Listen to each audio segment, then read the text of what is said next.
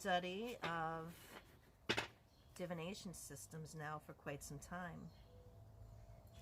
Especially over the last 2 years, I've really focused on learning the traditions behind tarot, looking into Rider-Waite-Smith, just starting to branch out more into Lenormand, Marseille, Pip style, and even regular playing cards.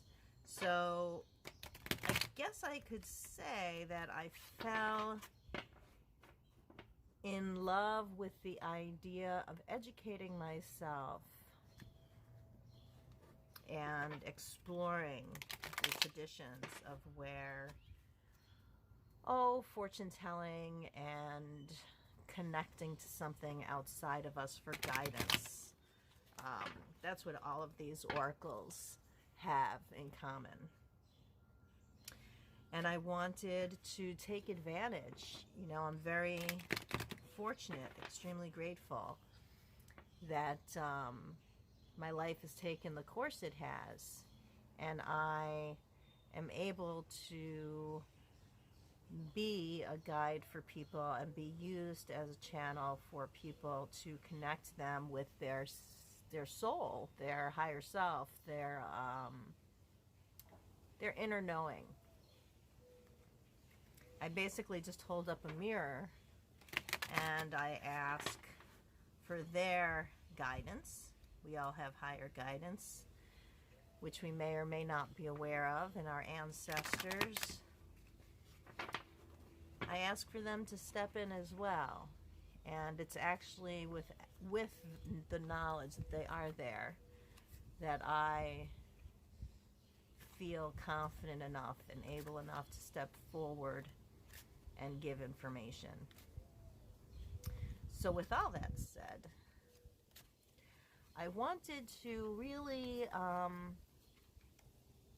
take my skills to the highest level that I can.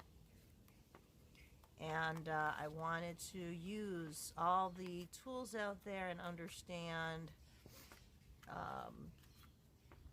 what others have seen in cards and how they've been used forever, and many different cultures, and the evolution. And I think with the study of this, I've learned that I'm still learning. I'll always be learning. I think you have to fall in love with divination. You have to really appreciate it, even for its lightheartedness. Even to sit down and say, oh, let's just play a game. Let's just see what these cards would say about the situation. It's taking a step back from being in the center of our lives and sometimes being so confused because we're right there in the middle of it, and allowing a snapshot, if you will, of what's going on. And then we can really see things a lot more clearly. So I hope that made sense. So part of my next step in my discipline is to start using different spreads and journaling them and tracking my progress.